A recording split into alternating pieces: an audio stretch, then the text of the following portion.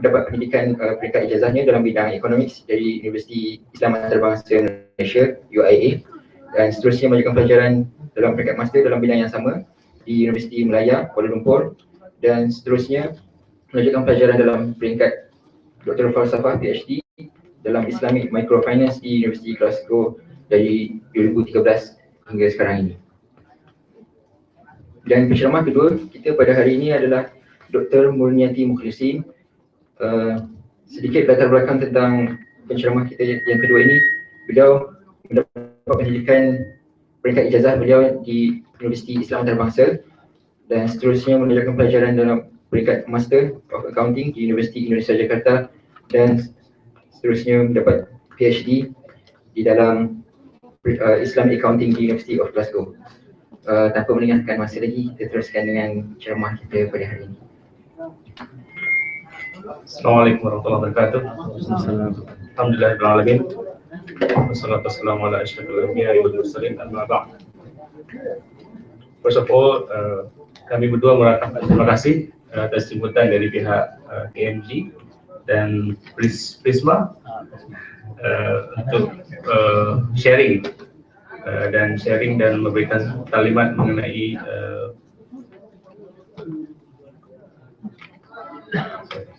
tajuk kitab kita ini ialah Islam and Our Finance. Our finance means family finance and personal finance. In this opportunity, inshallah, we'll share with you with about 2 hours, 2 things. First, we will look at how family and ourselves as individuals can relate to a lot of aspects in finance. And finance is those that the financial aspect that are guided by Islamic principles. In the face of do some exercises looking at how we manage. So we have some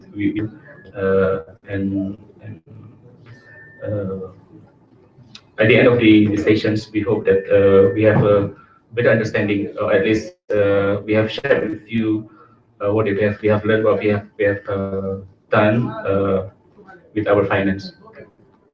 And before we start, Sakinah Finance is actually was published as a book in Bahasa Indonesia. We call it Sakinah Finance because we are not happy with what financial planning are being practiced and promoted by a lot of people in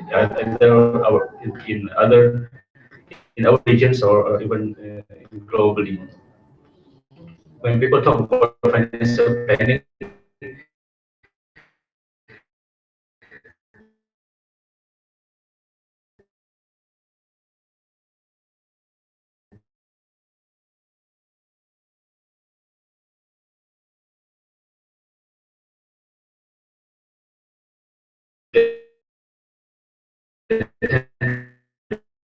talk about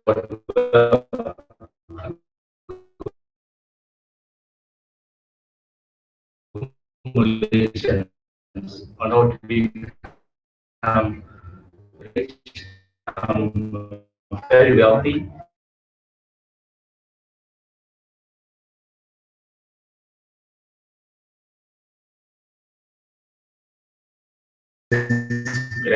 That we have received.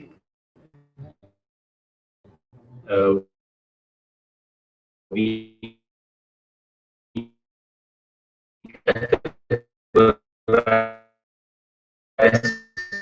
into 2 things.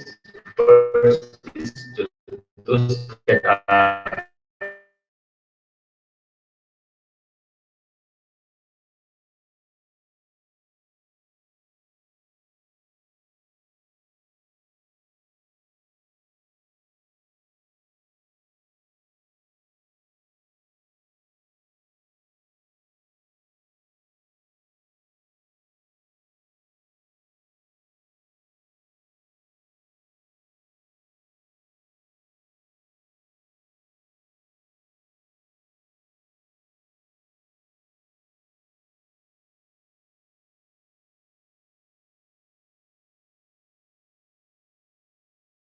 to buy. Even daily monthly shoppings, people use credit cards, which is quite problematic. So we use this kind of house to represent what we want to convey. The message we want to say is that with a strong income foundation, and then we have a systematized, or we have a good arrangement on how to allocate income through needs, daruriyat, and then we have also a plan to achieve our dreams, and then we have in the middle managing surplus and income or deficit, and then on top of that, as a roof, we have protection, which is a contingency plan. I believe all of us aware of the definition of sakinah. Both of us are a big fan of Datuk Maza, Datuk Mahathir. He has, I think, at one of his ceramah, he mentioned he discussed sakinah. It's very for us, it's very touching. He talked about the we'll see at the end after this. There are a few hadiths and ayat that he referred to that I think rightly discuss the context of sakinah in our discussion as well. The first ayah that I think discuss sakinah in very beautiful way is that Surah Al-Fath, وَالَّذِي أَنزَلَ السَّكِينَةَ فِي قُلُوبِ الْمُؤْمِنِينَ لِيَزْدَادُوا إِيمَانًا مَعَ إِيمَانِهِمْ. So in this surah, in this ayah, it is very clear that sakinah is something that is being sent by Allah Subhanahu wa Taala. So it is not something that we can get from by having a lot of material gain, but it is something that is a privilege that Allah will bestow us. And the second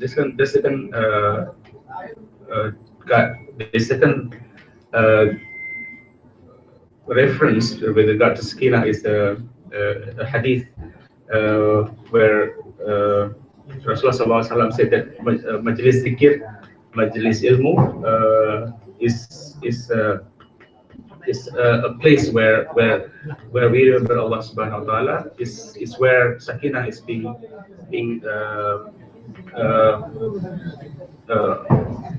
given to them. So in the majlis ilmu, we would expect that sakinah is we will feel tranquil, we will feel at peace at that particular gatherings. And also there's a reference to sakinah in the Surah Taubah, in the journey of Rasulullah SAW from Makkah to Madinah, where Abu Bakr was scared, realizing that those who chased them are actually just a few meters away from them. But Rasulullah SAW told him not to be sad. La tahzan, inna Allaha ma'ana. So again, there's a reference to sakinah here. So then Allah sent down His sakinah upon him and strengthened him with forces which you saw not, and made the word of those who disbelieved the lowermost, while it was the word of Allah that became the uppermost. And Allah is almighty and all wise.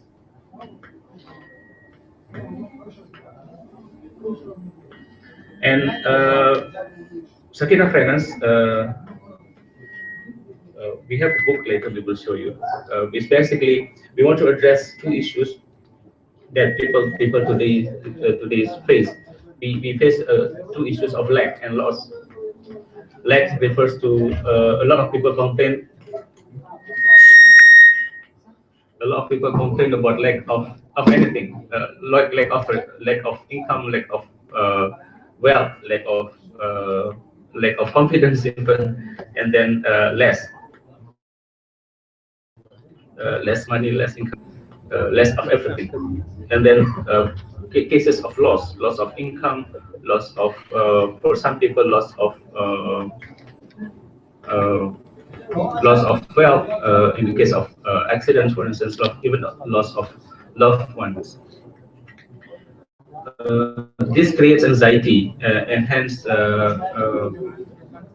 especially with regard to material loss, and loss is a lot of people is one of the most devastating source of anxiety. With such situation, people are far from Sakina. Hence, we focus on looking at how we can solve these problems, because we have solutions. So Sakina Finance is endeavor to create and inspire optimism among ourselves that even we got a lot of money, we can still attain tranquility in finance matters and live our dreams. So as I mentioned, there are 5 aspects of financial management that we need to look at. First is income, needs, dreams or wants, and then how to manage surplus and deficit, and uncertainty. So we need to plan and manage these 5 aspects with the hope that if we have a good a good whole of these 5 aspects, we will at least more at peace with ourselves. Now, if you look at finance, where does it come from in terms of sorry.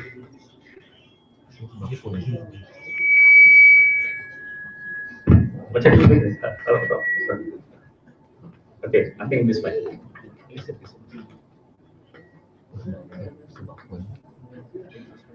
Okay.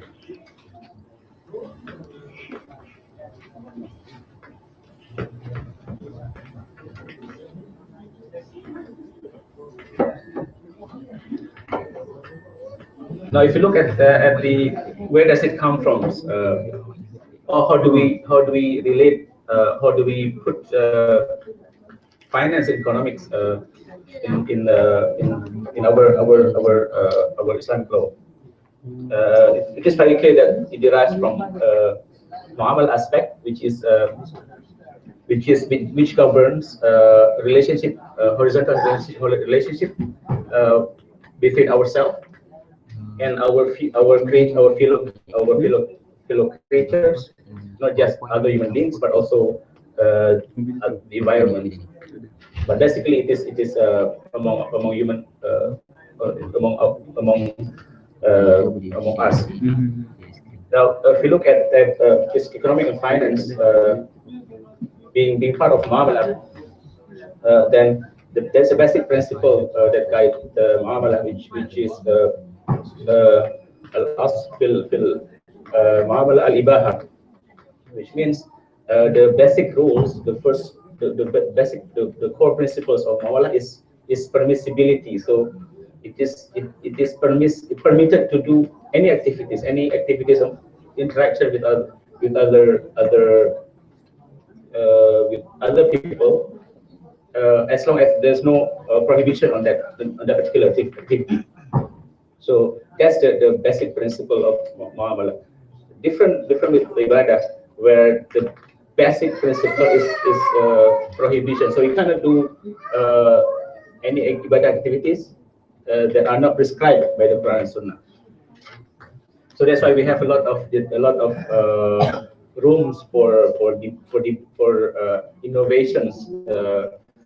But of course, it must be guided strictly by Quran, Ijma, and other sources. But there are rooms for human if you look at the Islamic financial products, for instance, there are a lot of different interpretations of the ulama. For instance, in Asia and in the Gulf countries, there are some different interpretations, which is fine, because we're talking about muamalah. Now, if you look at the first aspect, which is income, we always normally look at our purse, which is the mini representative of our income and finance activities. If you look at our purse, look at the cards, look at the bills, there are those proof of transactions represents halal activities or not? Is our cards, our bank cards come from Islamic financial institution, for instance? If you are sure that all those in our purse are halal, then it should create some sort of tranquility to begin with. Now, if it is not, then there's a problem there which we need to address. And I think this is self-explanatory. We can look at the how this pool would become by looking at the cards, at the bills in our purse. And also, we can also look at how did we earn our income? Are there meeting these requirements? These 7 pillars of earning an income? Is it was our niyyah guided by intention to support our life, our family, or it is to earn a living, to earn a wealth, to earn material needs, for instance. If we focus on halal and tayyib income, did we start our activities early as has been practiced by Rasulullah SAW and his Sahaba? Did we encourage silaturahim among ourselves? Did we prioritize giving in charity? Did we reflect on our deeds as a repentance and reflections? Did we make sure? And also we need to look at our income. How did it come from? I mean, where did it come from? Were they from halal source or haram or shubha? And this is again basic principles in income management. There are at least six items that we should avoid: usury or riba, qarar, maisir, zulum, zarar, and haram, of course. And a lot of do's and don'ts that I think sometimes creeps into our life unknowingly. We were not aware of those activities are prohibited, for instance. And this is something. This is a signpost for us to look at when we pursue our dreams in earning an income. So basically, the basic principles in managing income is to make sure that it is halal and tayyib, and it derives from it was driven by good intention to support our life, to support our family. So, and after earning income, what should we do? There are two things that we suggested. First is to prioritize our needs. First is to look at the basic necessities, basic needs, which is it is defined as something that we cannot live without. So it is a basic needs that without those consumptions we will not live, we will not sustain our life. Now we prioritize these needs in six categories. First is debt. Why debt? It's the first priority. We'll discuss that in a minute. And then zakat and sadaqah. Why it is second, not the daily consumption, for instance. And then fourthly, education. And then next is the emergency fund, which represent the contingency, if you remember the house. And finally, pensions or basically preparation for our future, our certain future needs. For instance, for us, in Malay we have to support our parents, perkahwinan, for instance, for our family, for our children, and many other things that can be prepared early on. Debt, why debt? You may wonder. First, if you remember the hadith, there's a hadith of Rasulullah SAW when baginda Rasulullah SAW refused to pray janazah of one sahabat because the sahabat owed money of 2 dinar, I remember, and because of that, of owing money, and he did not pay before his death. Rasulullah refused to pay to perform salat janazah. Only after sahabat pay on his behalf, then the Rasulullah was willing to perform salat janazah. So with that incident, with that case being an example, we are as if told that debt is something that you cannot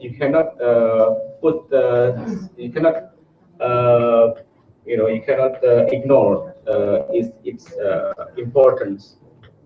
So a lot of us, especially the young, we have just started family. So we tend to, even to buy our house, to buy car, and a lot of the things, we are used to borrowing money, and this is something that I think affect every one of us these days. Debt is something that almost impossible to avoid. So this is a reality that we need to face, and that's why we put paying debt as the first thing that we need to pay when we have income. And also our obligation, zakah is a fardu for us, and if we don't put this as second priority, as priority, then we tend to ignore. A lot of people calculate zakat at the end. We do the budgeting, and then only when we look at the net income, if there is any net or surplus, and then we will pay zakat. But we forget sometimes zakat is not the last thing that we need to consider, but the first thing that we need to consider. Hence, we put it as second priority. And daily consumption, of course, it is a necessity. We need to eat, we need to support our life. And the second, next to it is education. This is an example of how this should look like.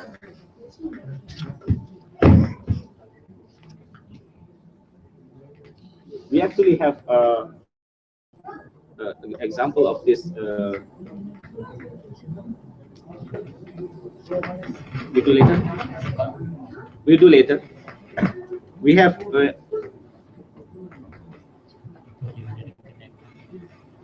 We have. Oh, sorry. This is how we recommend that the budgeting process should look like.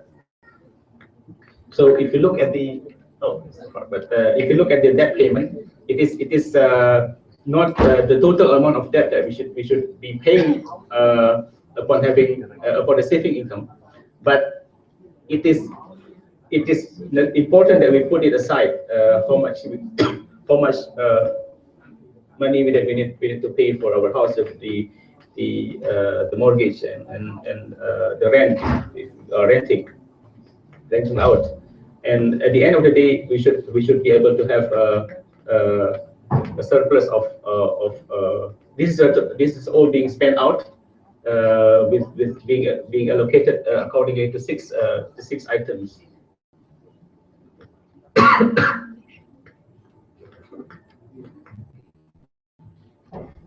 This is student and family.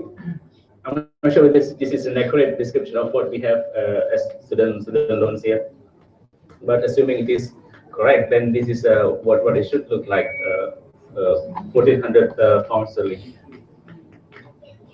If you look at the zakat, for instance, these are our own practice, me and my family.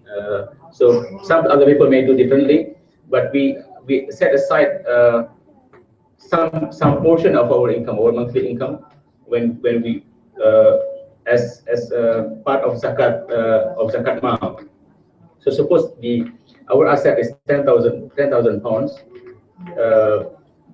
which means the zakat payable for us is 250 pounds per year. So we set aside 20 pounds. So at the end of the month, we have enough money to pay our zakat mal. And this is the first part of our income, which is necessities. The second part is the secondary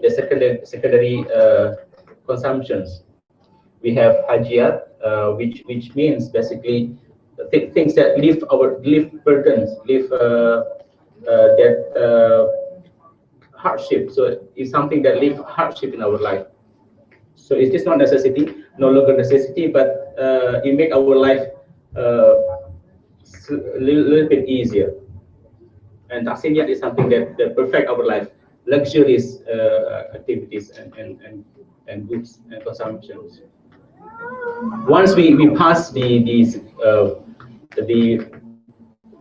ruriyat phase, then we can move up to this phase, secondary and luxurious stage. Then again, we need to plan that while aware that we need to keep these dreams, these wants within reasonable limit. Hence, guided by a qana'ah of being content with what we have. A lot of people today, they just want to chase their dreams,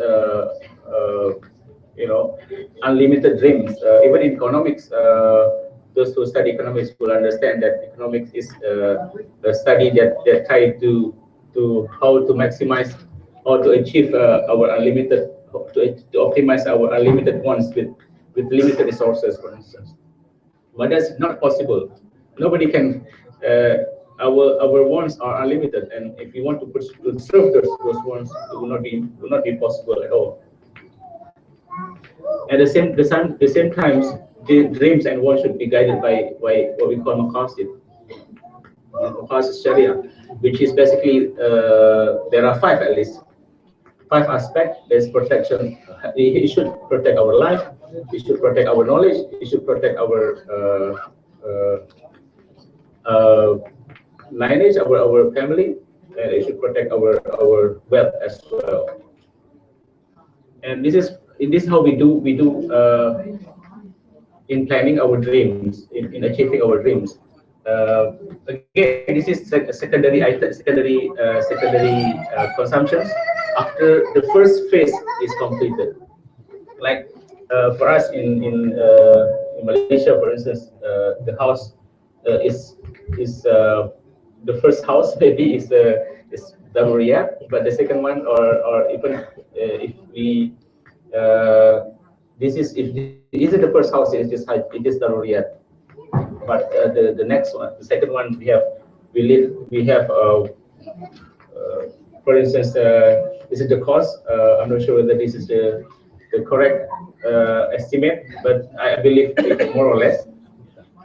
And we need to set a time frame when we should start buying house, and how we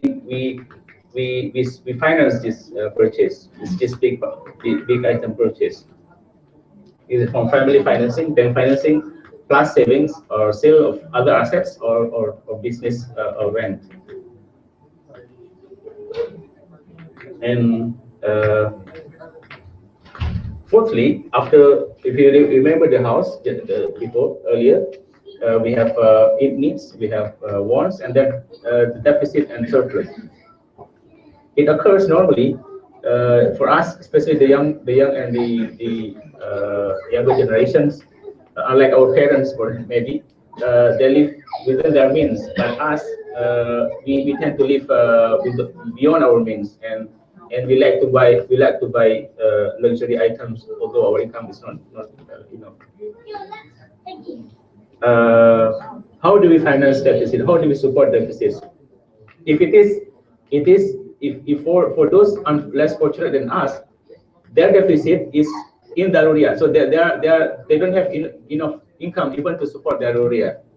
If this is the case, then this responsibility of the government and our society to support them through zakat, income, sadaqah, and other support for them. But if it is because we spend too much on secondary, and it is not with loans and other. When by low earning, we need to, of course, this is a suggestion to increase income. When it is caused by overspending on non-essentials, the rule of thumb is very clear: cut down expenses, employ discipline, or shock therapy.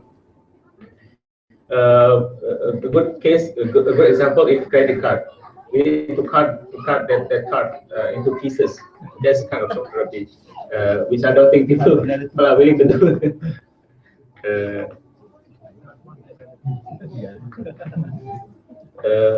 Ada berapa semua masing-masing card kredit?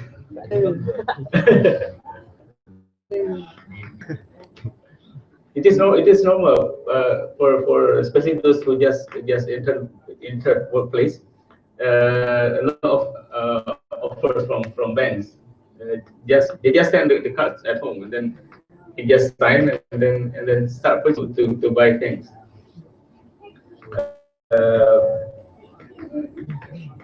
There's a guidance to this. It is only in absolute necessity that we should engage with that. That's very clear. But as we mentioned earlier, debt is around us, and it kind of approach us from every angle, even ignore or avoid the threat of that.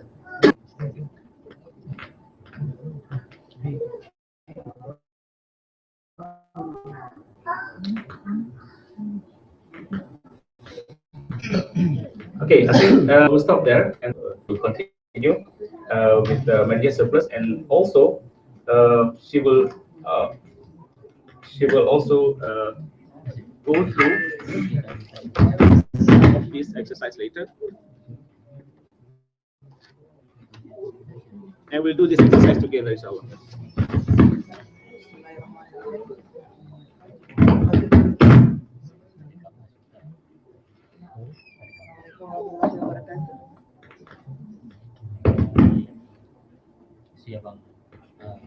Assalamualaikum warahmatullahi wabarakatuh. Bismillahirrahmanirrahim. Bismillah sadri wa yassir amri wa hlul lisani yafqahu qawli. Alhamdulillah, bismillahirrahmanirrahim. Na'udzubillahi min shururi anfusina wa min yahdihillahu fala mudilla lahu wa man yudlil fala hadiya lahu. Asyhadu an la ilaha illallah wa asyhadu anna Muhammadan Tan Sri, Puan Sri, Datin Sri. I mean, from the look, I would like to address that. And Ikhwan and Akhwat sekalian, Assalamualaikum warahmatullahi wabarakatuh. Allow me to stand up to just a bit to wake you up from evening, being exhausted in the evening. Well, when I mentioned about Malaysia, of course, it's a second home to both of us. So I refuse to sit together because perhaps you do not know that we are husband and wife. So I just want to introduce again. Alhamdulillah, we've been together for the past 16 years, and I guess next month will be our 16th years. Yes, inshallah. So again, in my personal life, I learned in Malaysia, in International Islamic University, Malaysia. When I chose to be a Muslimah, I was a Christian before, and I'm indebted. Yeah, I'm indebted in my life with Malaysia, and with the scholarships given to me to study at the International Islamic University, and of course learning Tajweed, learning Arabic, and it was challenging part in my life because the ustads has to actually allow me to dismiss the class because I was at a very basic level of reading Quran, and the ustad just couldn't cope up with me. So I just have to find out somebody to teach me, and struggle with at that age to learn Jim, Ha, and Ha, because they're all the same except the Noktah. So it's all the same letters, and I had to struggle to differentiate them. Subhanallah.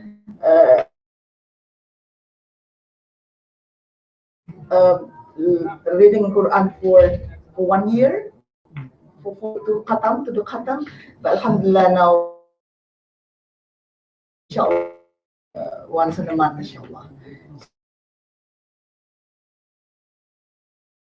To start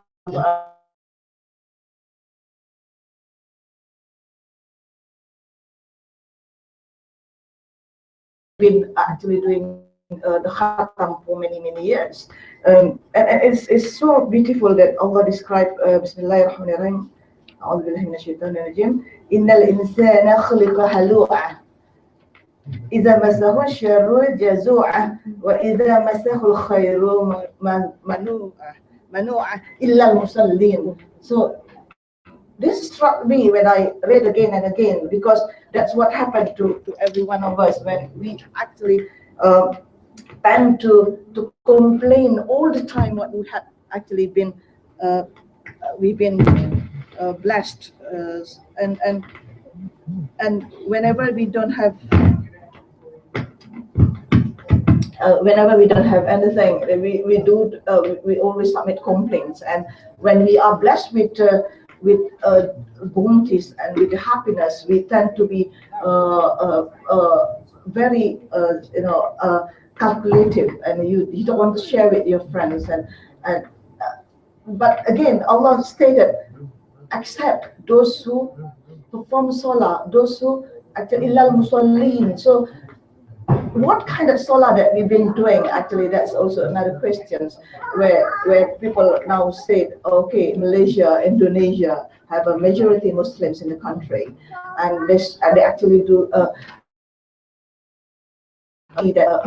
portray behaviors from the appearance, but why the corruption is still going on, and what happened to our prayers then? It's not something wrong with our. Why that's what we, when Allah connects that verse to the behavior of the spending, and it's something to do with income, it's something to do with our life and our finance. That is why I like the topic that you choose. Never had that title before in our talk shows. Thank you for the pengerusi again. She sent me a short message that she cannot be around today. So alhamdulillah, she's with us in our prayers, inshallah. So Sister Shariah has been actually contacting me, and thank you again for the invitations.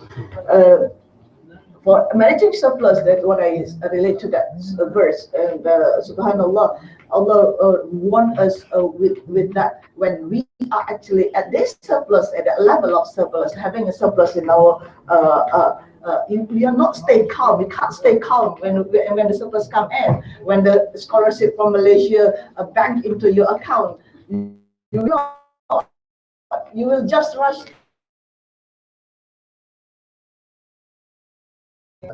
What is the Birmingham or Pakistan or Pandora? So we can't stay calm, and then we forget about what we actually wish for, or okay, zakat for infaq or sadaqah. That and still we don't complain. Why the government is just pay us this much? Is that you are much wealthy than the Indonesians, so to speak. Look at Pak Nasir over there near the door. The way he said is also different with the way you said things.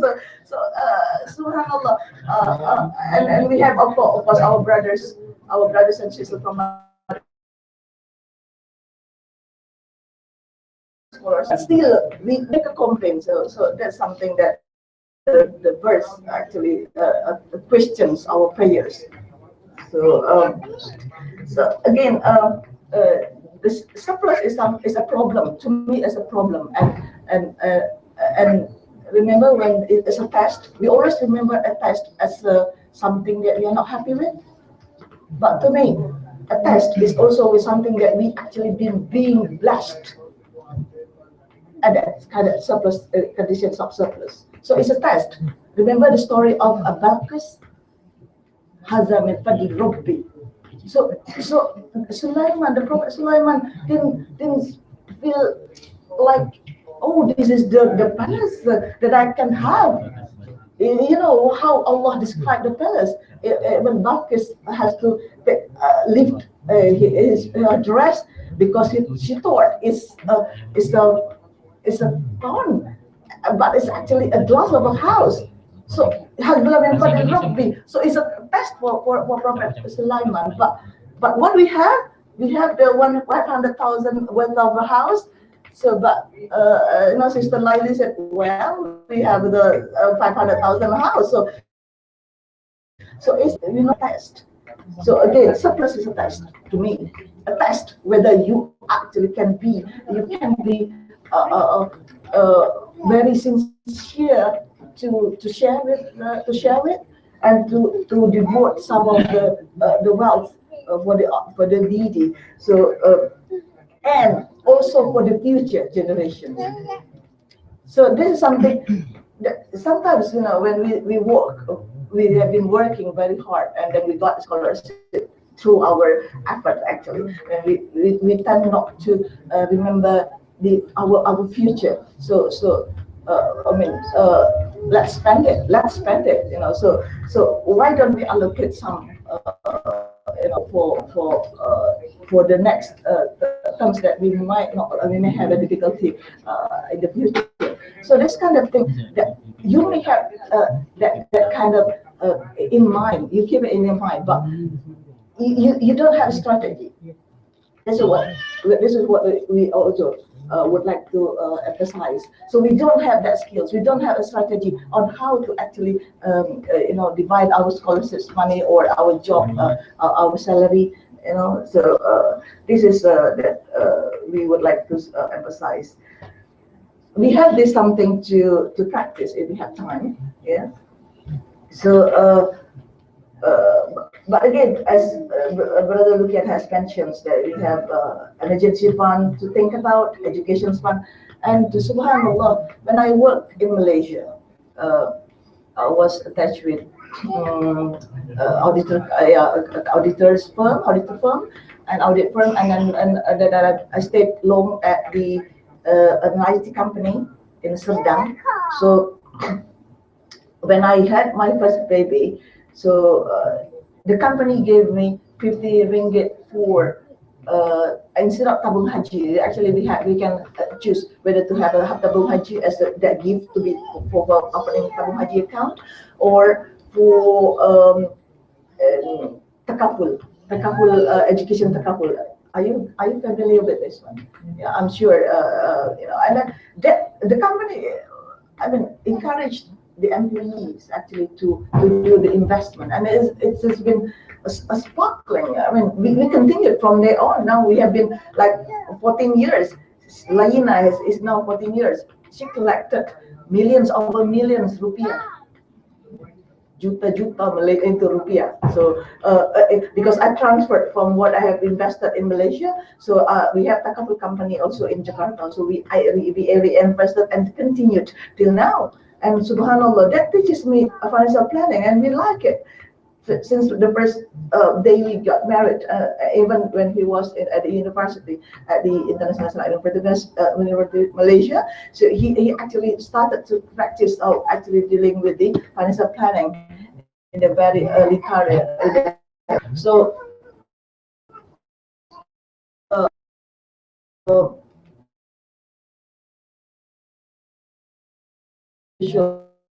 I hope and your planning and the government, and then if you have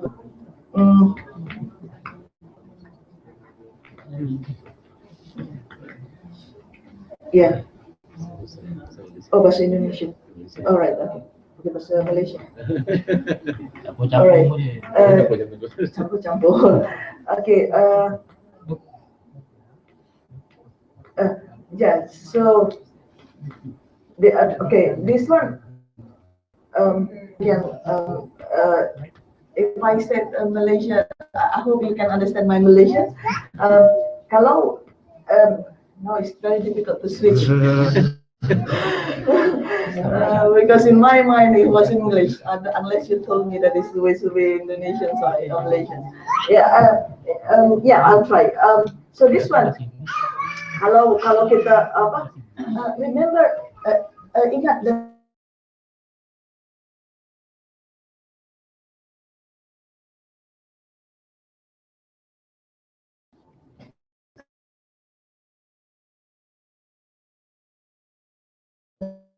that it's a beautiful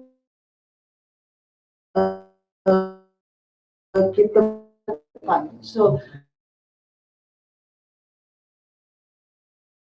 and I look through again the verses. Kalau kita lihat kan dalam tangkainya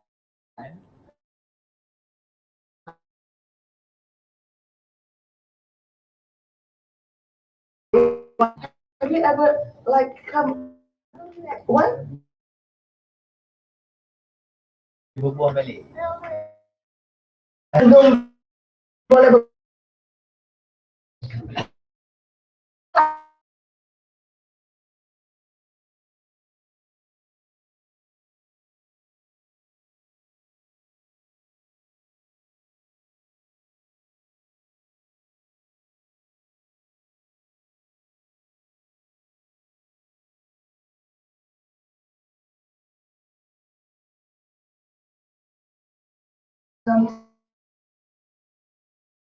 so subhanallah, I like to see, I mean, I like to like wonder myself, melihat Al-Quran itu mencoba untuk apa?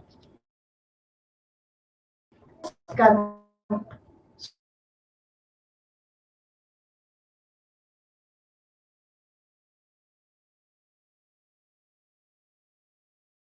kenapa tadi?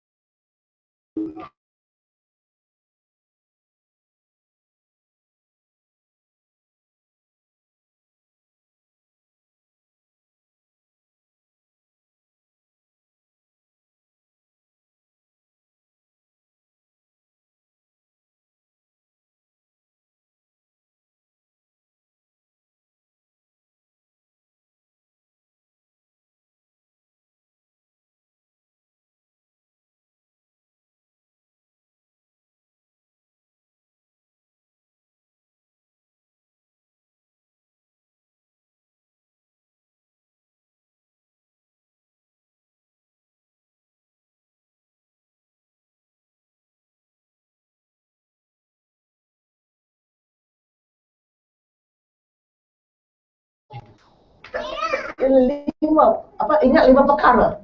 I mean, that has been very famous. And one of them is about the poverty. Why? It's a mistake. Padi boleh padi itu dia buka, dia mesti you have to consume it immediately. Karena padi dan beras itu harus habis. Kalau tak dia berbau, busuk kan. Kalau lama-lama beras tuh. So kalau di dalam lombok, dia masih dalam yang kering, daun-daun kering kuning itu, dia tahan lama. Now, that is actually your investment all about. Subhanallah. See the way how I fell in love with Islam again and again. Just because of this one. Jadi selama belajar Islam banyak kali yang struck in my mind the message in the Quran, hadis from Rasulullah. Apalagi kalau I was Confucian, you know, Confucianism. Jadi kalau Confucianism itu macam dia tak percaya, dia percaya banyak values. So this is kind of values that we accepted. So to me, it's amazing. Jadi, but again, kalau mau bicara tentang investment, so I think we can talk about investment in a 2 hours. But in nutshell, investment is actually about how you actually map your investment and then how you actually map your surplus. That's all about.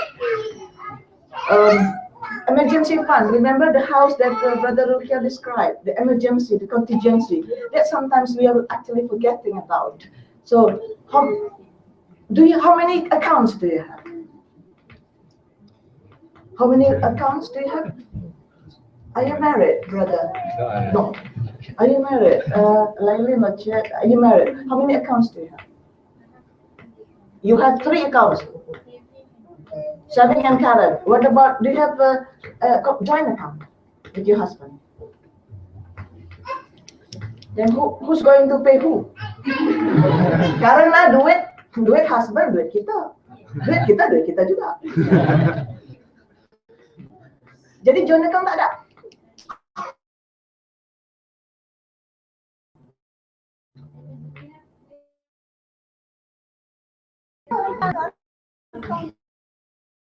Tapi savingnya ada card.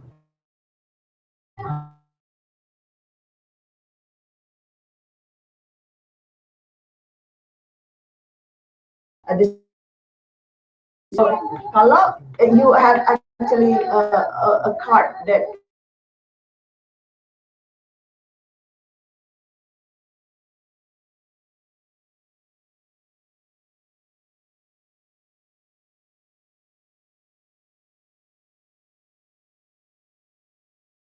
of from her income, then is actually for the spending of the family. So you may have kind of account as well, not a single account. When another account is actually that should not have a card or easy access. Even if it's liquid, but there's no easy access. For those who are engaged with that, or those who are engaged, biasanya tak boleh sangat manage their finance, we do not encourage for having a credit card. So whatever, to me, I'm against the credit card. And I think I can live with a credit card. I've been traveling many countries. I don't think I have problems of not using a credit card. So that is something clues actually for strategic investment or strategic management of the surplus and also deficits. Yeah. So again, Sakina finance, the nutshell or Sakina finance or what we have been talking about. How many of you always think or every day when you talk about haram, what comes into your mind? When you speak about haram, food. Terus apa lagi? Kasihan babi disalah-salahkan. Kasihan babi terus yang disalah-salahkan kan? Padahal dia hewan. Saya biasa bela babi because my family dia banyak pork, pigs, yeah. So I know them very well. They're cute and we should not actually blame them. They are creatures of Allah. Even the dogs, don't keep them. They are creatures of Allah. So this is actually when we speak about haram, immediately we always remember alcohol and fish. Yes, it's allowed. That's what we should actually be thinking about as well. And in fact, the last verse in the Quran, Al-Ma'idah, verse 3, talks about halal food. how important the level of halalness in our life actually has been mentioned in the Quran. In the last verse that was revealed to Rasulullah sallallahu alaihi wasallam, and that time Abu Bakr cried because he knew Rasulullah actually had accomplished his mission. Yeah? So even remember that the 6 dots that Brother Luqyan showed just now. So the 6 dots, I think, you should. Yeah. So the 6 dots that Brother Luqyan mentioned about, not only haram that we always consider when we eat, or we check our income, we check our purse, but there are other things we may not consider. What do you mean? Just now, Brother Luqyan say about Maisir is something that uncertain, something that you are not certain about when you receive money in your account, something that you are speculating about when you do the investment. You have the stock investment in Malaysia. You can see, how it goes down, how it goes up. Then you deal with speculations over that, and something that you actually harm yourself. And something that is something that you make a zulm to other people, say that you engage with people or partnership in a business, but you don't pay properly or appropriately to your partners, to your employees, to your mates at home. I know that many of you have maids at home, or your mom has a maid at home. Then how you deal with their welfare, etc. So this kind of thing that we never come across. So we always think that the haram thing, which is already good, rather than not thinking anything.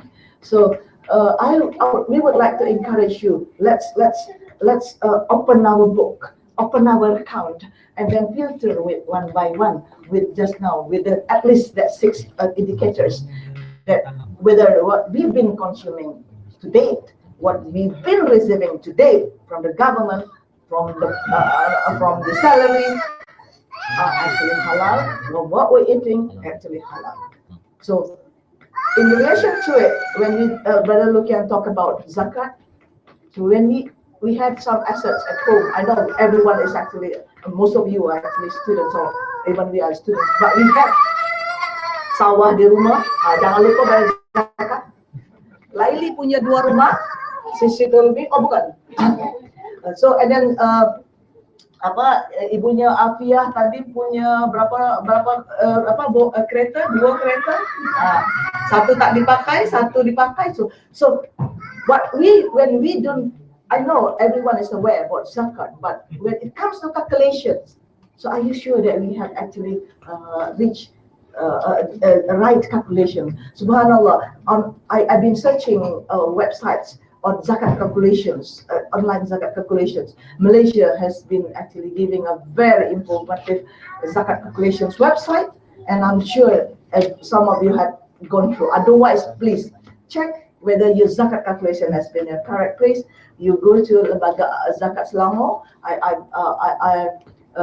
There are many features. I put in my last slides about the sites. You can just Google and then try the links, and then try whether your calculation has been actually in a formula. So because not only we've been dealing, remember Brother Luqyan mentioned about zakat 85 grams. I know our zakat interpretation might not be the same, but I think Malaysia and Indonesia have recognized zakat on income. So when you receive your salary, there are 2 Malaysians actually consulted me about how actually whether their calculations on zakat have been in the correct formula. So, subhanallah, you've been blessed because you got scholarship, at the same time you got salary from your home, from country. Even me, I also still receive salaries. That salary I paid zakat from. So I make sure. And the Malaysia that I consulted me with the calculations, so we found out that they actually had some misunderstanding about calculations, and suddenly recognize that they actually should pay more on that one. What happens if you know, or you do not know, but you actually should do it, but you don't find out how actually the calculation should be? Then what happened to what we are eating? So nobody, I mean, not many people come across with that. What we've been eating, and that part of our rice or our food is actually, a part of it is not belong to us. This is somebody's right. So this is what not many people think about. You think about what actually in rice, in our food, whether it contains alcohol, it contains pork, but we never think about whether that rice contains somebody's right. Takut, because when else are we going to calculate zakat?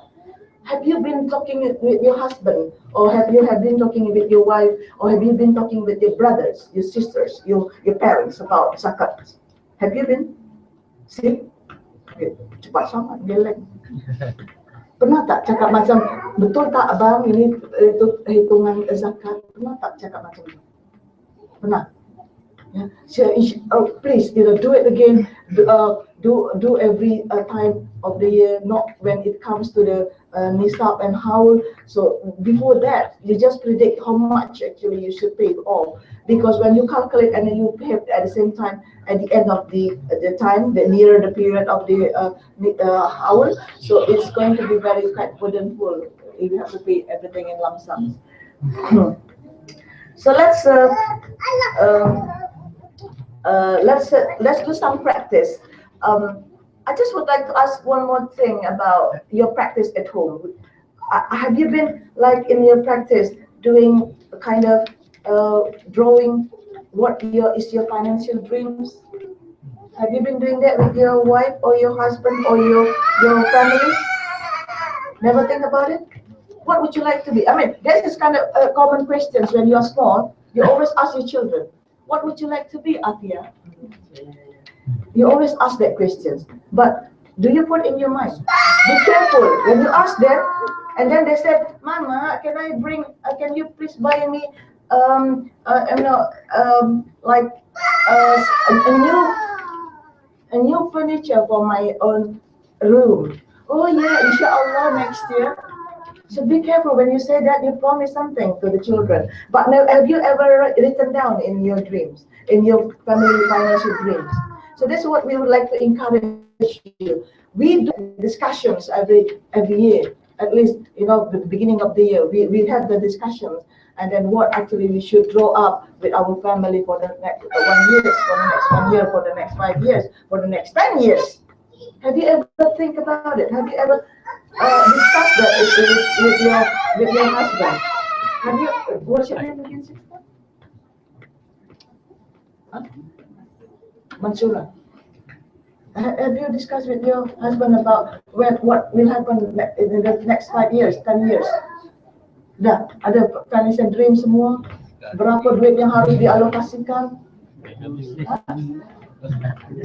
Short term and long term, mid term and long term, subhanallah. Yeah, it's not really common that we find out people are actually doing that. So let's distribute this online.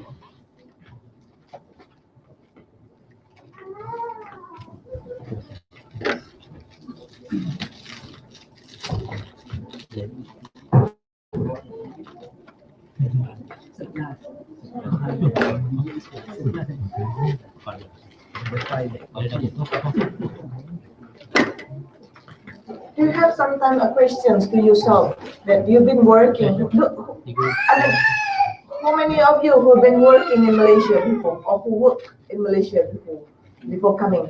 Of course, many of you actually been working in Malaysia and earning some income, and then it's not, some of you sacrifice whatever that you have actually work, you have actually been earning from Malaysia. Boleh tak ini kita tengok di sini? Let's do financial checkup, and then just a quick exercise for 5-10 minutes.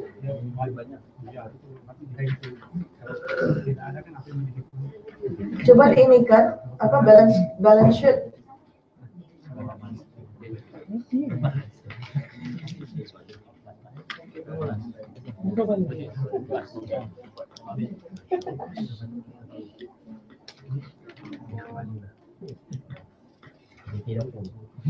So first thing is actually we do the financial diagnosis. So we would like to know how much actually we've been having this as sampai sekarang berapa banyak aset rumah, berapa banyak emas kawin, emas ini emas hijau, emas putih, bukan emas Jawa. So pernah tak menghitung macam tu? Pernah tak? No, I'm curious. Kalau tak pernah, macam mana menghitung zakat on mal? Pernah tak yang single? Pernah tak ingatkan ayah mak? Berapa banyak mak rumah di kampung, di Melaka 2, di Jakarta. Banyak Malaysia punya rumah sekarang nak beli rumah di Bandung. Because so it's quite convenient for you to fly. Pernah tak menanyakan ke mak atau ayah atau ke isteri atau ke husband about how much do you have so far? Siapa yang sudah menikah 10 tahun? 5 tahun? 15 tahun? Dah 15 tahun menikah?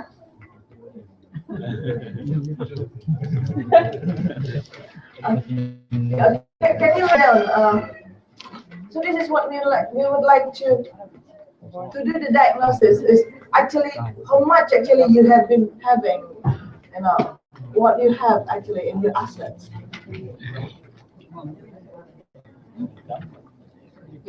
And then how much have you actually been owing to people. So this shows actually how much actually you actually have in hand.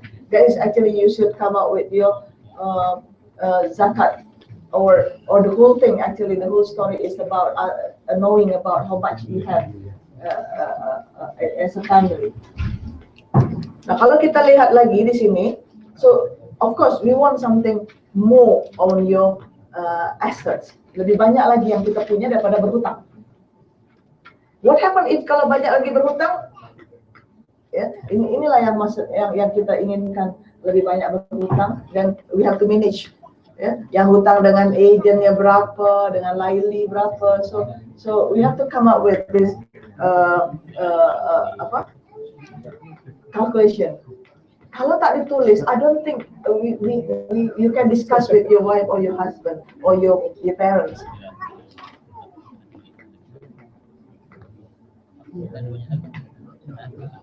Sudah ditulis-tulis?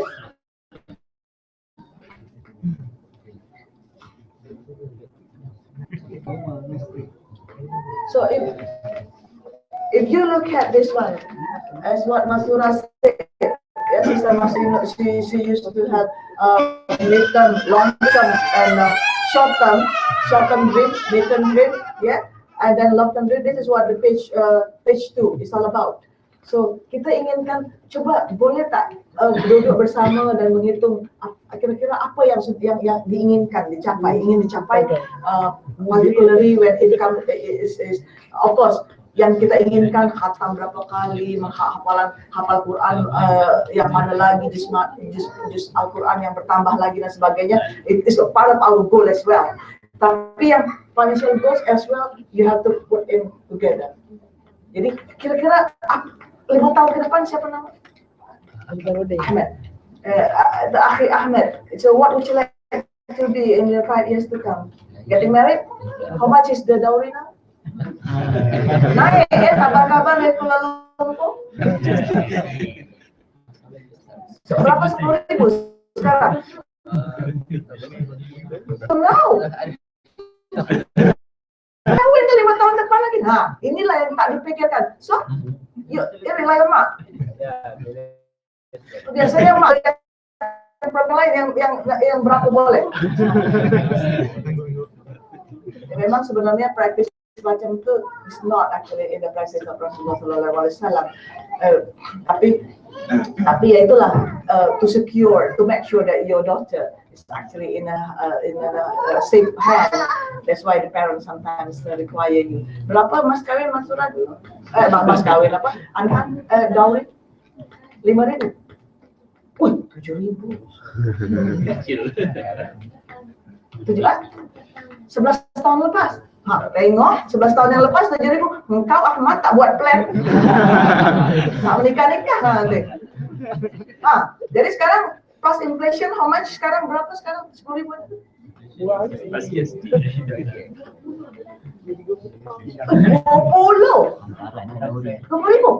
itu KL.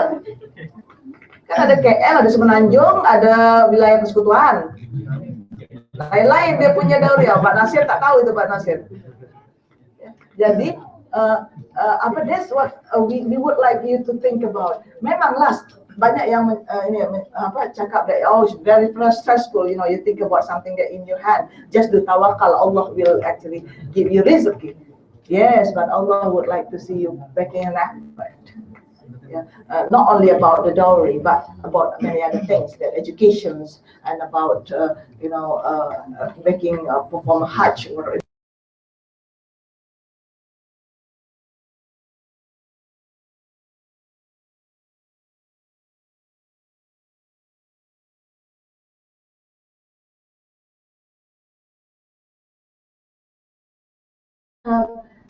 how you put into reality of something is not visible, but when you put everything in the proper strategy and then what actually you have just now, your assets, and then plus what would you like to have from your current saving, then inshallah you will achieve it. This is one of our experiences. So we would like to perform Hajj in 2012. That's what we wrote, one of our dreams. 2012. Subhanallah, we made an effort, of course. We put in a tabung haji. We also have tabung haji in Indonesia, although it's not a government tabung haji, but we have a private it's a private tabung haji in a private bank, Islamic banks. So, but you plan for 2012. When Allah gave you some other things, it happened to be that we perform Hajj in 2010. So it's something that beyond your dreams. But as long as you have written down and you actually try to achieve it, Allah see it, and then Allah make when you make a dua, you remember what you actually written. So that's something that we would like you to encourage you, if you have not try this kind of a method. So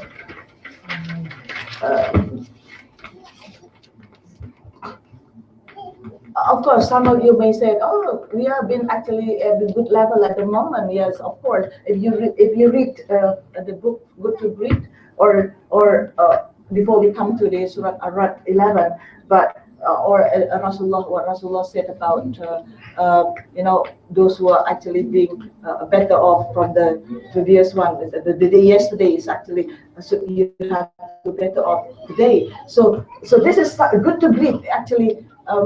Something, a book that will encourage us to, even you are in a good level at the moment, so we actually can the better conditions, and never stops. It never stops. Not for consumption's basis. Don't make me wrong. I mean, it's your standard of living. Don't make me wrong. Don't get me wrong, because we have in the conditions in the past 16 years.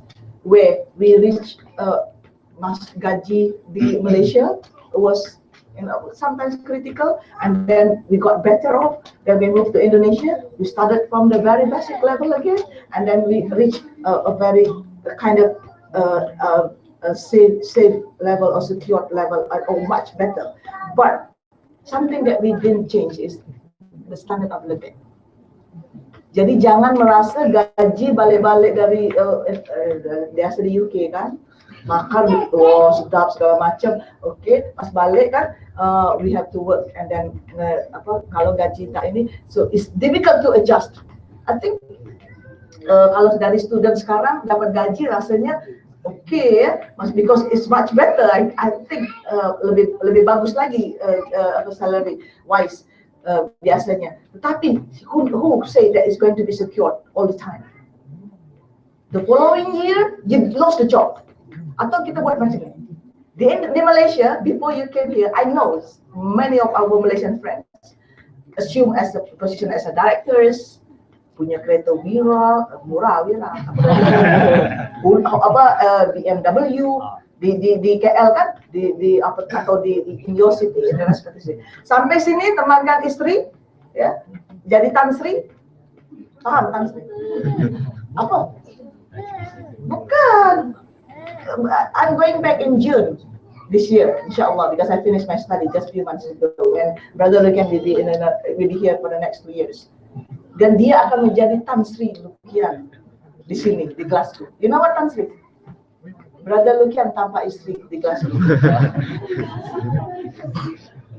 So, you sacrifice your job over there, I know. Yang biasa pergi masuk mall, apalagi orang Indonesia, dia ada maid, 2-3 maid, ada driver lagi.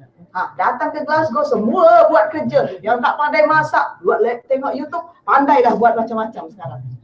Yang bapak-bapak, Brother Luqyan never see him washing dishes. Sekarang pandai, mengkilat sungguh.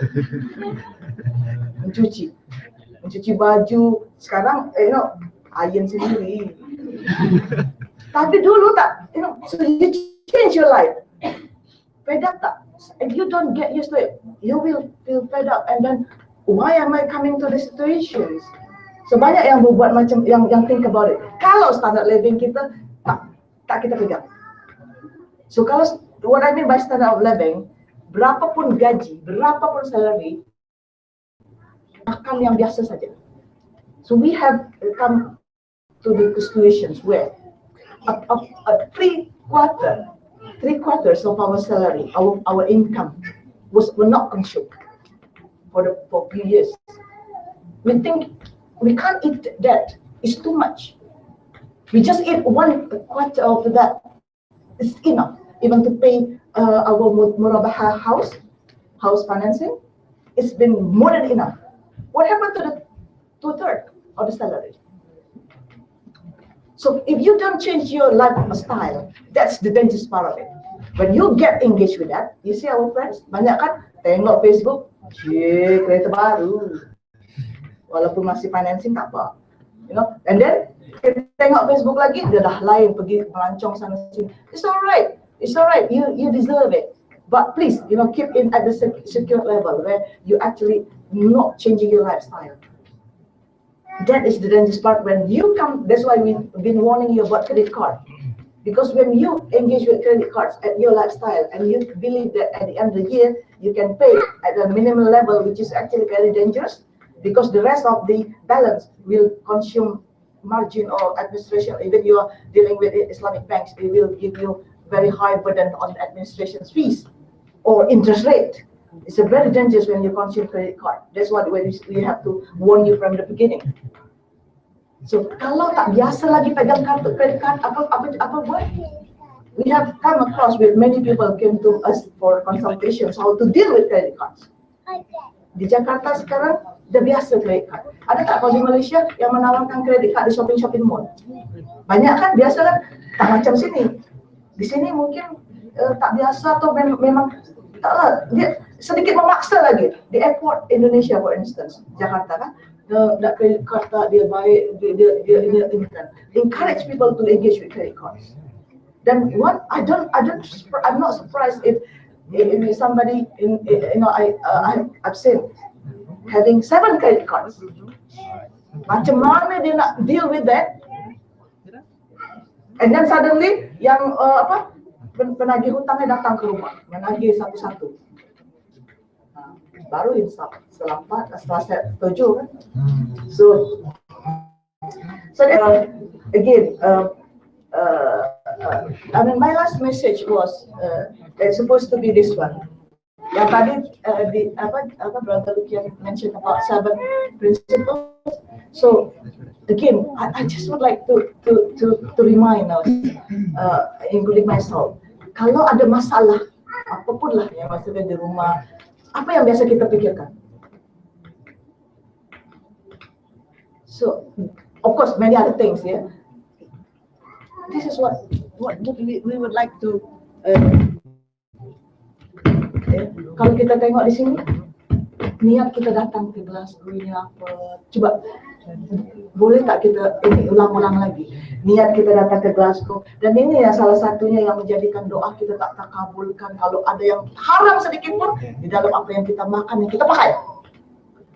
Jadi jangan sempitkan kepala kita dengan apa yang tadi haram tadi makan, ya macam abang tadi cakap. So think about other thing, and then kira-kira setelah habis subuh biasanya tidur lagi tak? Exception for summer, okay? Abang subuh dia 3 kali habis karangan Ramadan lebih seronok. Habis apa?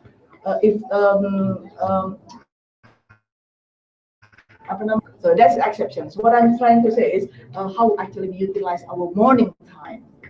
Yeah, morning time where the two angels actually are ready to make a prayers for us, for those who actually been very kind on that day or been very stingy on that day.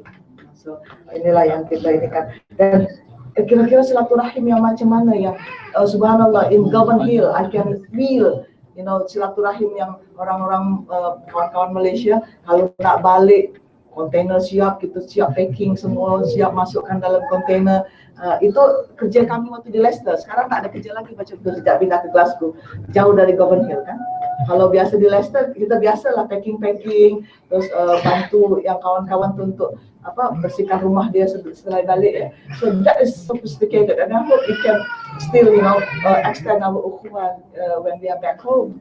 So but not only that, you know, silaturahim means a very deep definitions. And then again, and that's what I said about zakat. I'm sure you've been familiar with zakat. Now at the level of at the current level, we've been very conscious about wakaf or unused assets in Malaysia. Jadi banyak sekali harta di Malaysia, harta orang Muslim Malaysia yang tak terpakai. Pernah tak tengok rumah besar atau tanah yang tak tampak, yang tak ada tuannya, ditulis di situ atau dia dipagarkan tapi tak terguna apa? Bertahun-tahun macam itu juga. Dulu when we live in Sulawesi, ada yang di Kajang ke Selangor, orang Selangor tak ada? Di mana? Syalam. Oh, Syalam. Kalau pergi kabut kan, where are you from? Ya, Glasgow West End. Glasgow West End. Maaf ya kalau Govan tak masuk. West End itu tinggi. Pak Nasir, kalau dia cakap Syalam Pak Nasir, orang-orang posh kan. Zakatnya banyak lah, makanya lembaga zakat banyak sekali duit. Jadi 2/3 of zakat in Malaysia collected through lembaga amil zakat Selangor. Last lah, kaya raya bukan main, kalah wilayah persekutuan kalah. Ya. Nah, jadi what I'm trying to say is banyak sekali harta-harta waktu kami tinggal di Sungai Besi, tanah itu tak tahu susah sama sekali. Tak tahunya ada sengketa, ada masalah dengan adik-beradik atau hutang atau harta warisan. So this is what I'm trying as a part of our finance. If you look at the books, mana yang kalau kita if we look at the books, we have actually calculations of harta waris. Yeah? So let's get familiar with formulas.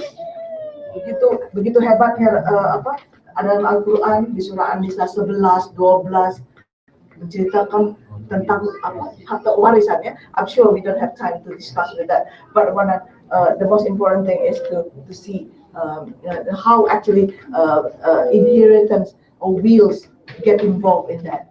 Subhanallah. So and then again, you know, whatever that we have done, taubat dan nasuha, and then syukur yang as what the verse, the ma'arij just now when I mentioned about how we've been complaining, we've been not happy what we have. This is something that we are not syukur with.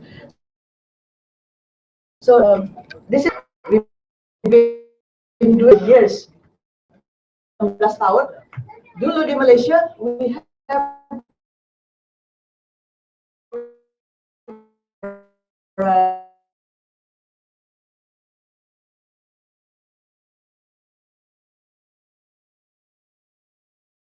sahaja. Nah, yang ini very simple. So I've been doing this one for many years, and then when we created the book for the past 2 years ago, when we launched the book, and we actually distribute it for free, but we finished our stock today. So it's basically, this is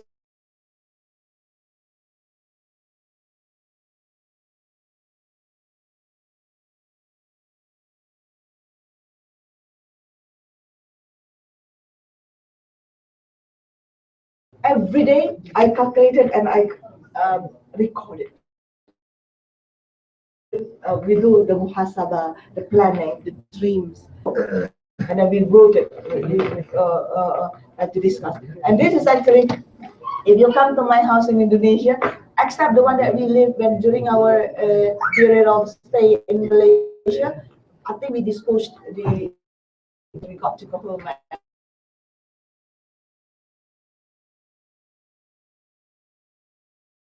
Kind of this.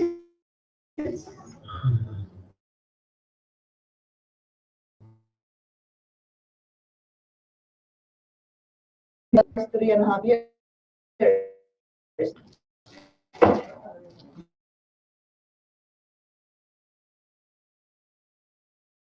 How much money we spend for our Europe trip?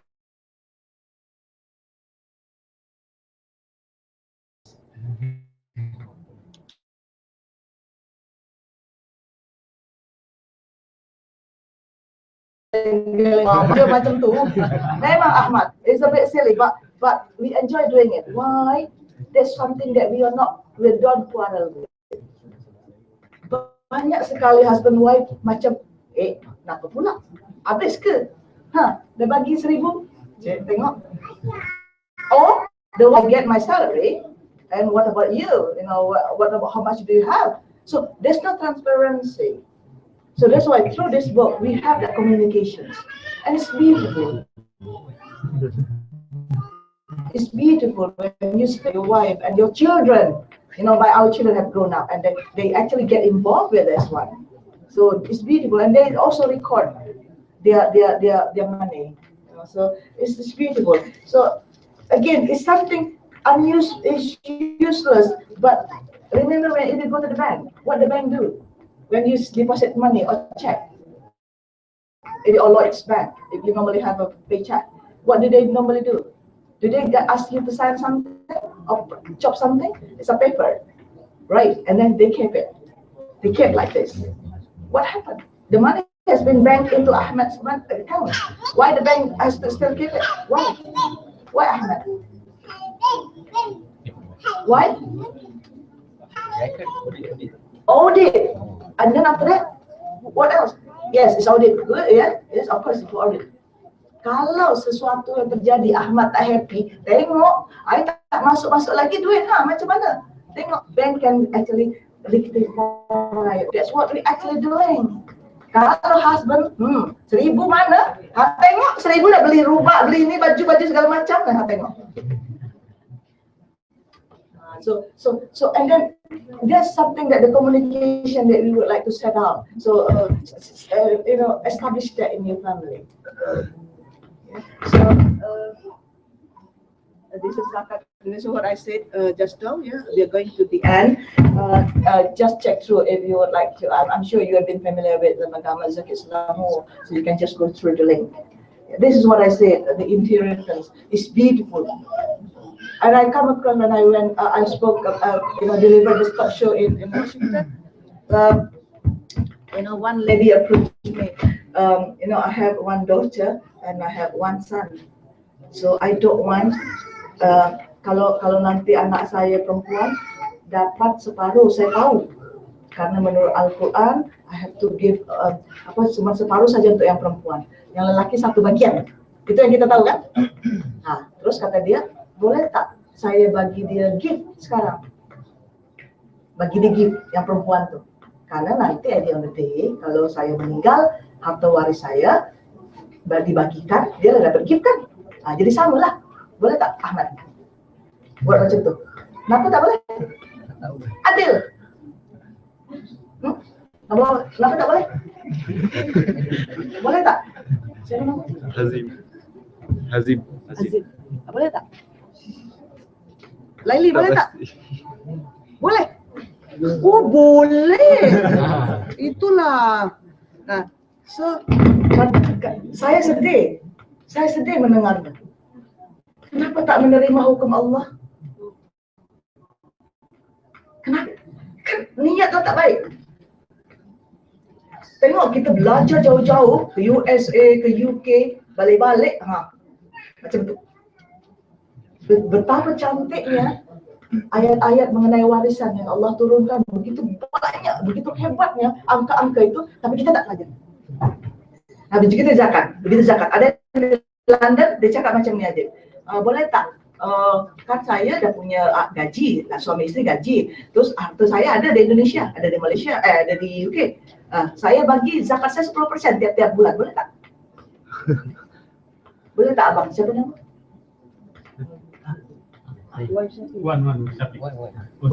Wan Syafiq. Boleh tak? Boleh tak? 10%? Boleh. Boleh tak? Muskurah, boleh tak? 10% banyak.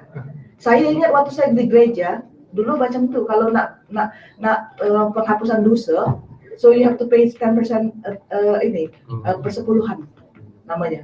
Macam zakat lah. Games. Boleh tak 10%? Kau jawab, kau dah salah tadi. Jawab pasal padi. Sekarang jawab lagi. Boleh tak 10%? Bayar zakat, dia nak bayar zakat. Dia bagus niat, dia nak bayar zakat lebih. Boleh tak dia sebulan ni, saya hitung-hitung semua. Setiap yang saya dapatkan, saya kali 10%. Itulah zakat saya. Boleh tak? Kenapa tak boleh? Kena ikut masa dia. Masa dia? Masa yang dapat.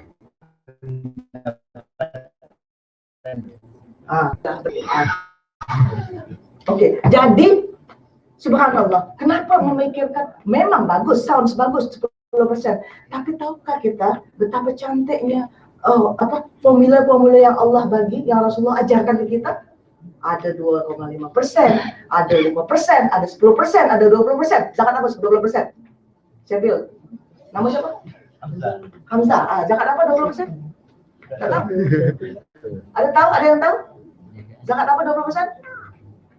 Tak. 20%. Zakat apa? Tak ada. Yang tahu? Itu homework ya. Apa zakat apa 5%? Ini tak lolos nih. Because zakat apa 5%? Anyone knows about zakat 5% zakat? Ada yang matanya lebih besar. So zakat orang agriculture 5%. Kalau dia dapat rain ada water irrigation, dibantu dengan manusia yang irrigation. Kalau dia dapat dari rain, kalau hanya rely on rain, berapa zakatnya? 10%. Kalau 20% harta temuan. So yang maksud saya, why don't we, kenapa kita tak ini? Kenapa kita tak buat, involve ourselves with the formulas? Kapan lagi nak memikirkan macam ni? When we are going to die, or so it's too late. Yeah. So Wallahua'lam. So this is actually what we would like to gear. Any other things we would like to have some inputs from you. So that's all what we have. Inshallah we will continue with question and answer if you have. Assalamualaikum warahmatullahi wabarakatuh. Waalaikumsalam.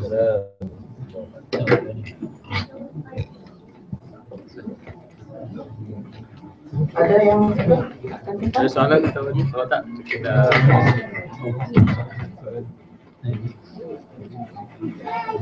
ada soalan? I want to ask, so say for example we have a savings in banks, and so we get interest from that savings. So is that really halal or haram? Is that part of the riba or not? So banyak fatwa ulama, at least di di Indonesia saya rasa interest rate dari bank haram. That's the general majority opinion haram. Yang soalan berikutnya, what to do ya kalau kita masih ada account di conventional bank. The first thing is to move. Malaysia no problem, I think. Even semua bank ada cawangan ataupun ada all bank in Malaysia I think have Hong Leong, even Hong Leong dia ada Hong Leong Islamic. So, there's no issue in Malaysia. Even in the UK there are so many banks that have there are a couple of banks that have Islamic accounts. So move to Islamic. Kalau yang sudah terlanjur termakan, insyaallah kita berdoa kepada Allah supaya diampunkan apa yang telah termakan yang haram tersebut.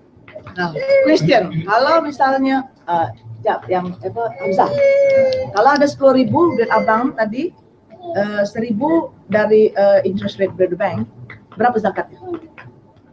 Katakanlah 2,5%, 2.5%. Berapa zakat abang harus bayar? 10.000?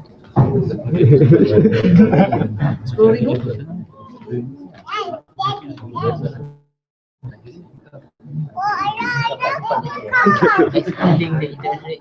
Okay. Excluding the interest rate and then calculate the percentage. Okay, where is it going then?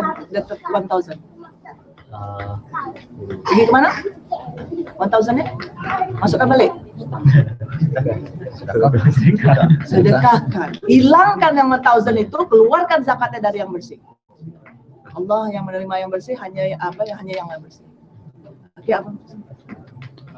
In Malaysia, we have the income tax and the zakat, where the system is when you pay for the zakat, then you can deduct it from the income tax. So if the system is where you count for the zakat, actually you pay more compared to the income tax.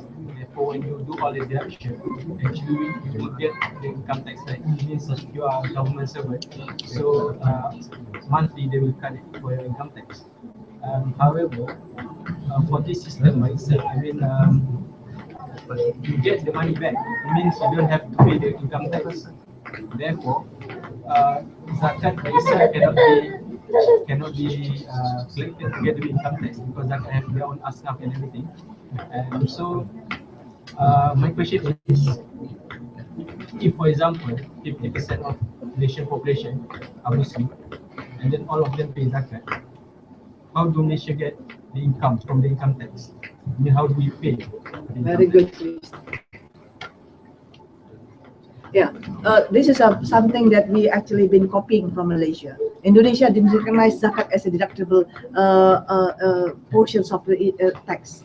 So then after just few years ago, then we managed to convince the government, although the calculation is slightly different from Malaysia, but has been actually performing very good. So this is something that we admire Malaysia.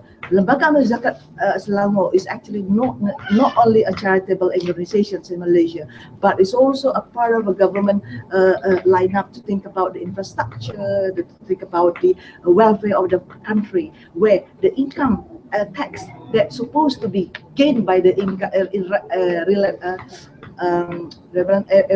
revenue. Lembaga bagi hasil.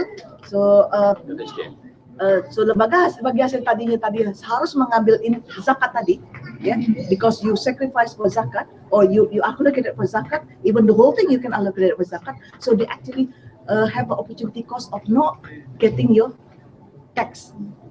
But this is something that is crucial. So Lembaga Amal Zakat Selangor and the government work together. What actually government require, we pay out from our zakat. School, hospitals can be used from the zakat fund, even for the scholarship of the so can be used. Can take the sources from the Lembaga Amal Zakat Selangor, for instance. So this is something that actually has taken the job of the government, which is to me is excellent. That's what actually in Islam what the vital malfunctions was. My question can be used by Muslim. So Very good question. I'm concerned because we have also to consider non-Muslim issue because we are multi-country countries and multi-faith countries. So if we can't use this for non-Muslim, so and 50% of them are not paying the income tax because they pay zakat. So how do we make the country running? Right. Sebenarnya the issue of non-Muslim raised, and then in the recent that Malaysia and Indonesia actually have. So uruf ya, al-hakam tataghayyar bitaghayyur al-adzina al-adkina wal-ahwal. So kalau dia tergantung hukum sesuatu itu melihat tempat, zaman dan kebiasaan. Kalau misalnya memang dia tak ada lagi orang yang Muslim yang susah dan yang non Muslim ini juga yang berhak untuk mendapatkan. Jadi apalagi kalau konsep silaturahim, man kana yu'minu billahi wal yawmil akhir wal yukrim daifahu wal yukrim jawarahu. So this kind of thing actually we would like establish. Jadi yang silaturahim dengan berbagai macam race. So I don't think we have problem with that. But again, asnaf 8 asnaf tadi should be priority. If you remember, the lembaga amil zakat also collected not only zakat. Ada sedekah, infak tadi, bunga dari abang tadi 1,000, dari Hamzah 2,000. Banyak Hamzah ni, banyak di bank di sana. So yang uang-uang macam ni boleh digunakan untuk itu. Yeah, I think the government and lembaga zakat they mesti work together. I think. This Mana what yang we don't have in Malaysia, government funding, Indonesia. mana zakat funding can then cover up on that. This is what Indonesia do not have yet. I think we should. Assalamualaikum warahmatullah. Terima